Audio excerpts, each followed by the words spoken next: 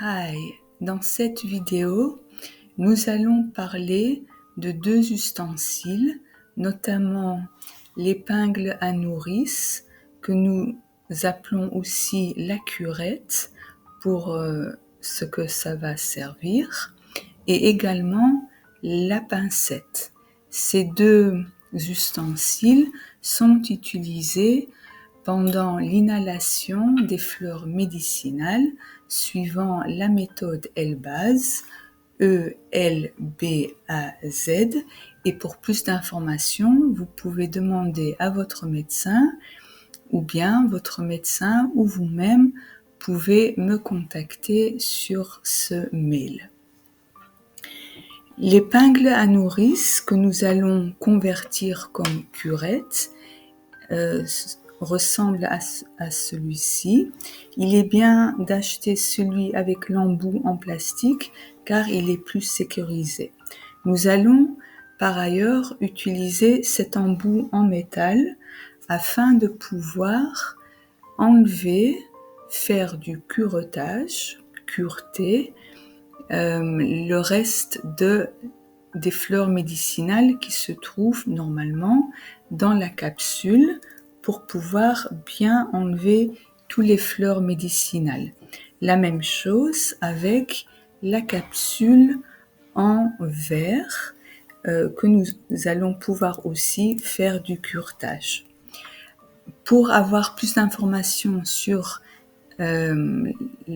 surtout un grand avantage de cette capsule en verre, vous pouvez visionner la vidéo précédente que vous pouvez retrouver ici en cliquant sur ce rectangle. La deuxième chose que j'aimerais vous montrer, c'est la pincette. Alors la pincette, nous n'allons pas utiliser quand nous utilisons la capsule en métal, car quand nous mettons la capsule à l'intérieur et que nous voulons la vider, nous faisons simplement ce geste-ci. Et juste après, nous allons pouvoir prendre notre curette et enlever ce qu'il y a besoin à l'intérieur de ce bol en métal. Par contre, quand nous utilisons la capsule en verre, alors il ne sera pas possible de verser à l'intérieur du bol en métal la capsule, car la capsule risque de se casser. Donc nous allons utiliser une pincette et de cette façon, tout doucement et délicatement, nous allons pouvoir mettre notre capsule à l'intérieur du bol en métal.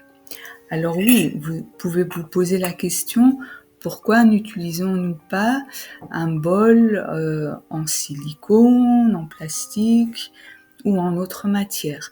Eh bien, tout simplement parce que, étant donné que les fleurs médicinales peuvent être encore assez chaudes à l'intérieur quand vous allez le transmettre à l'intérieur du bol, il est préférable d'avoir un bol en métal afin d'éviter toutes sortes de brûlures dans le bol.